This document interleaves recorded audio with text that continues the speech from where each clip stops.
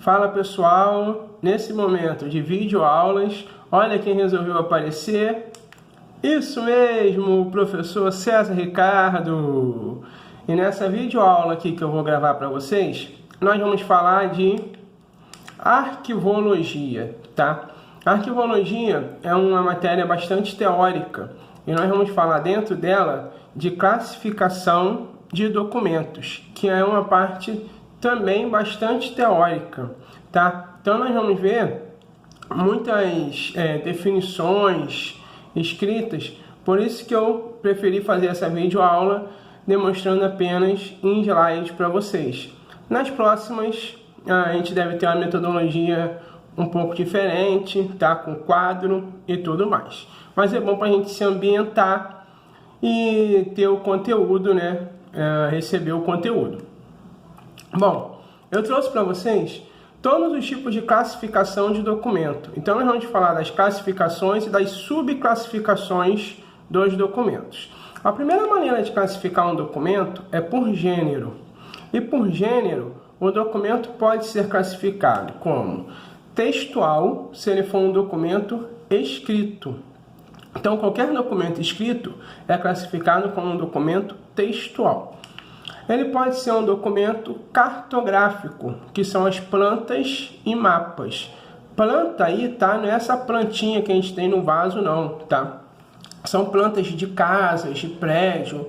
Então é um tipo de documento que quem trabalha como engenheiro civil, arquiteto, costuma ter bastante esse tipo de documento. E os mapas, por mais que hoje em dia a gente utilize muito Waze e aplicativos de localização, mas se vocês já viram alguns filmes mais antigos, tem aqueles mapas enormes que os personagens utilizam. Então esses mapas também são considerados como documentos cartográficos, ok?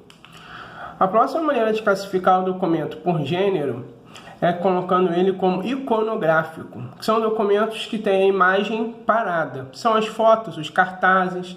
Então aquela caixa de foto lá que a mãe tem de você quando era criança, dançando na escola, ou então abrindo o ovo de chocolate todo sujo, e ela quer mostrar para todo mundo. Então, essa foto é um documento iconográfico, certo? Tem os documentos filmográficos, que aí o nome já diz, né? São os filmes. Os sonoros, que são CDs de música, são documentos que são feitos para serem ouvidos, tá?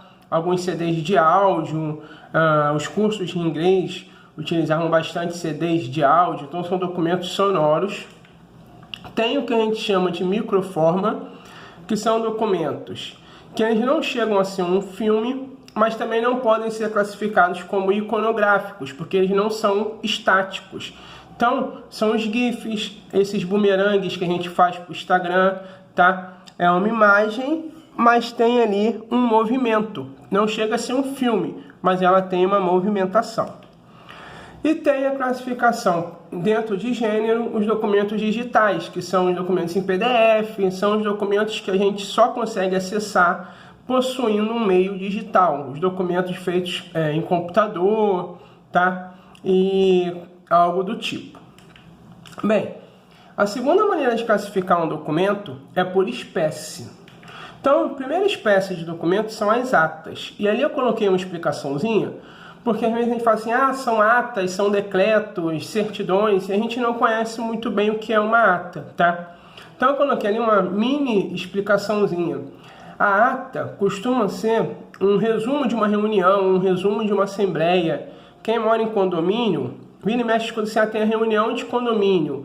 E aí na reunião faz-se a ata da reunião, tá? Normalmente é um secretário e ele fica com um papel anotando ou digitando tudo que foi falado, decidido naquela reunião. Faz um resumo do que foi falado na reunião para que todo mundo assine. Então isso é uma ata. Tem os contratos, que são os pactos entre partes, duas partes ou mais partes. Então o contrato é mais comum, um contrato de aluguel, um contrato que a gente faça quando vocês fazem a matrícula numa escola, você está fazendo um contrato com a escola. O decreto eu coloquei aqui como assinado pelos três poderes, tá? Na verdade, ele só pode ser assinado pelo executivo os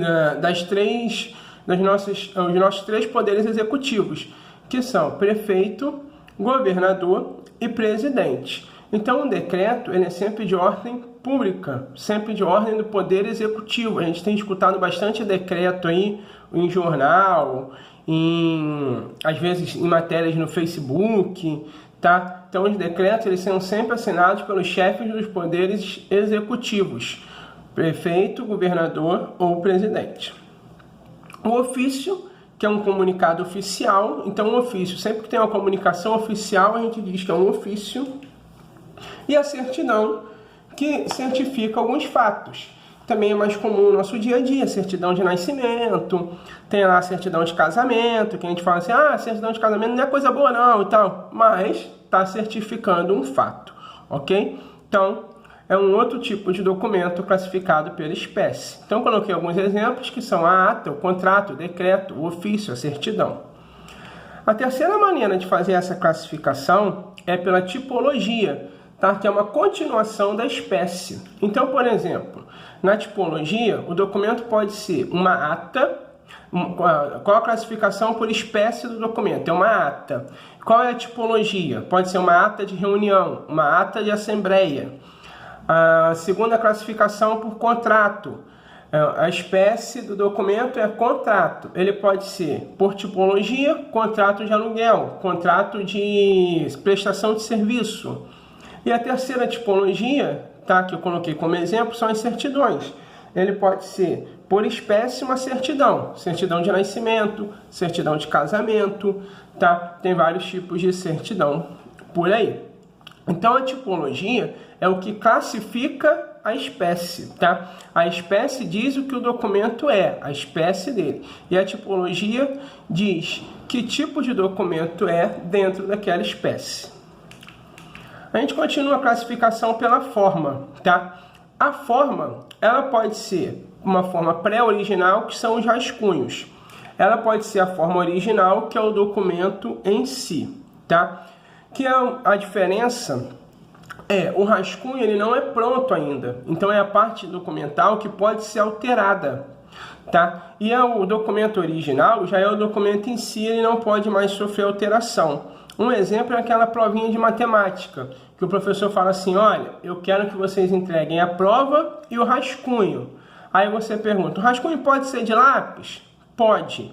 Então, o rascunho é um documento que você entrega pré-original. Por que ele pode ser de lápis? Porque você pode alterar ele, você pode apagar, você pode refazer, ele ainda está em fase de preparação. Quando você entrega a prova é de caneta, porque a prova já é o documento em si, tá? E a terceira forma é o pós-original, que são as xeroxes. Então, se alguém depois tirar uma xerox da sua prova, é um documento pós-original, certo? A outra maneira de classificar é por formato. Formatos são, coloquei como exemplo, livros, fichas, caderno. Então, o documento pode ser um documento textual, é um texto escrito, mas ele pode estar escrito dentro de um livro, é uma ficha escrita, é um caderno de textos, tá? Às vezes a gente tem aquele nosso diário que coloca os textos. Então, o documento pode ser textual no formato de caderno, no formato de diário. É uma continuação das classificações. E aqui eu coloquei algumas classificações, tá? Que elas são bem específicas, mas são bem utilizadas em concurso. Então, prestem atenção, se atentem, quem tem o desejo de fazer concurso, porque vira e mexe você vai pegar esse tipo de questão quando o assunto for arquivologia. A primeira classificação é pelas entidades mantenedoras, tá? Que é quem mantém o documento. Então, essas entidades classificam o documento como de ordem pública ou privada. E aí prestem atenção, tá? Porque não diz assim se o documento tem acesso público ou privado. A diferenciação é por quem mantém o documento, tá? Então, qualquer documento que seja mantido pelo governo, pela prefeitura, por uma instituição pública, ele é um documento de ordem pública. Ah, professor, mas eu não tenho acesso a esses documentos. Mas ele é de ordem pública porque ele é mantido por uma instituição pública. E o documento de ordem privada são aqueles que são mantidos por instituições privadas, lojas, o arquivo de uma escola, ok? A outro tipo de classificação que costuma cair muito em concurso é a classificação de acordo com acesso. Aí sim a gente vai ver sobre ter acesso ou não ao documento. Tá? Esse documento pode ser franqueado se ele for completamente aberto ao público. Ele pode ser restrito se ele tiver um nível de sigilo baixo. Tá? Por exemplo, pessoas de um determinado setor conseguem acessar esse documento. Então, um exemplo. Dentro do RH de uma empresa, existem a ficha de vários funcionários. Nem todo mundo consegue ter acesso a essas fichas, então ele é restrito, tá? Por quê? Porque nem todo mundo consegue ter acesso, ele tem um certo sigilo. Só que todo mundo que faz parte dos recursos humanos consegue acessar. Então ele não tem acesso ao público, não tem acesso a todos os funcionários, mas o pessoal de uma determinada área consegue acessar esse documento. E ele pode ser confidencial. Aí eu peço para vocês fazerem uma observação, tá? Porque confidencial e o outro nome que se utiliza para o documento confidencial é o documento ostensivo. Então ele pode ser confidencial ou ostensivo, que são aqueles documentos que possuem ainda mais sigilo do que o restrito. Então, nem todo mundo consegue ver, nem participando da determinada área, tá? Você só consegue ter acesso se você for credenciado para ter acesso. Você precisa pedir permissão específica para ter acesso àquela documentação. Então, ele é ainda mais sigiloso do que o documento restrito. O franqueado, todo mundo consegue ver. O restrito, só quem faz parte de uma determinada área. E o confidencial ou ostensivo, ele só consegue ser acessado por quem for credenciado, tá? Por quem tiver autorização legal para ver. E a terceira classificação, que aparece muito em concurso, é a classificação por extensão, tá? Que diz que o documento pode ser setorial, que são originais de um determinado setor, e centrais ou gerais, que são oriundos do arquivo setorial. Como isso funciona? Imagine que você está lá no mesmo RH da empresa. Lá dentro tem vários arquivos, então eles fazem parte do setor de RH. Se você trabalhar no setor de vendas, tem um arquivo de vendas, faz parte do setor de vendas. Então, cada setor da empresa tem o seu arquivo setorial, a sua documentação setorial. Agora imagina que você está nesse RH, tem lá a documentação setorial dos funcionários. Um funcionário foi demitido. Então você não precisa mais ter toda a documentação dele, só que você não pode jogar isso fora. E aí vai ficar ocupando espaço no seu setor? Não. Você envia isso para o arquivo central. Então ele passa a ser um documento central, ele vai para o arquivo geral da empresa, tá? São todos aqueles documentos que não fazem mais parte dos setores que agora vão fazer parte do arquivo geral da empresa. Bom, pessoal, valeu. Espero que vocês tenham aprendido, tá? Como eu disse, é uma aula muito teórica, então se vocês quiserem anotar para ter essas informações de mais fácil acesso, fique a critério de vocês. Até a próxima aula. Aquele abraço, galera!